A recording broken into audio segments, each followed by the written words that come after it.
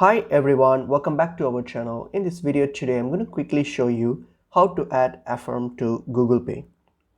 So let's get into the video. So firstly, open up your Affirm. So open up your Affirm account. So open up, and once I've logged into your account here, so you can do, if you want to add your Affirm to Google Pay, you can do so by using your Affirm card. So simply hit on the cards tab here and then select your Affirm card. So if you don't have, you can simply click on get my Affirm card here. You can hit this option and then get your card. So once you have get your card, so you can simply select the card and go to the settings option and then